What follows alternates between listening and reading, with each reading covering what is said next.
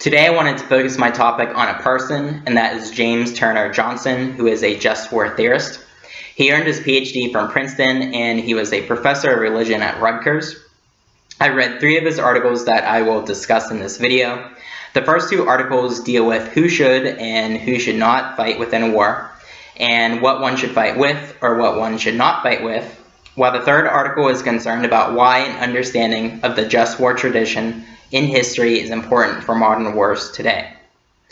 He utilized various sources from different just war theorists, including St. Augustine, St. Thomas Aquinas, Gratian, Bonnet, Christine de Pizan, Grotius, Vattel, and more modern scholars such as Michael Walzer and Paul Ramsey. His methodology is to use these historical thinkers and their writings to demonstrate that there is just in fact such a thing as the just war tradition throughout the ages, and to use those in order to make moral judgments on warfare today.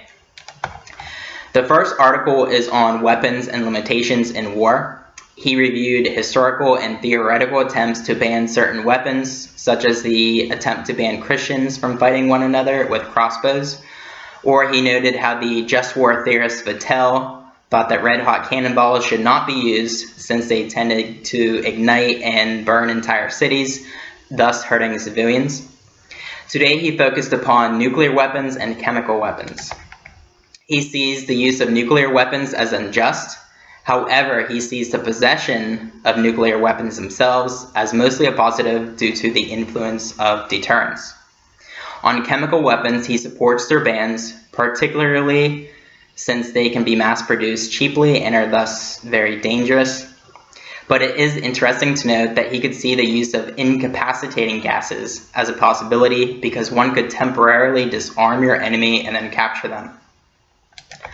Article 2 focused upon non-combatants. He explores what just war theorists have said on the topic from the medieval period to the early modern. He saw how there was a shift occurring between the influence of the church upon just war theory toward the influence of nation-states. But he also noted that international laws today are still dependent upon the just war theory developed earlier by Christians.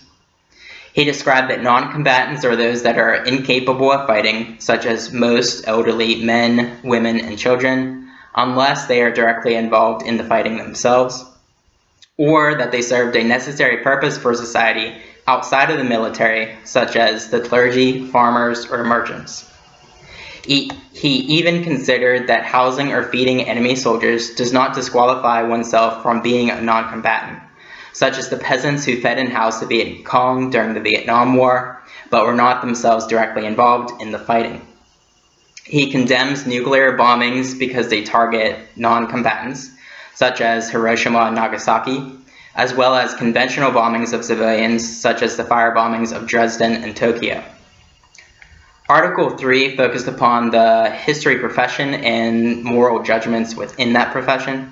He explains why the just war tradition is important, especially within technology-heavy modern warfare. He sees the question today as not only can we do it, but rather should we do it.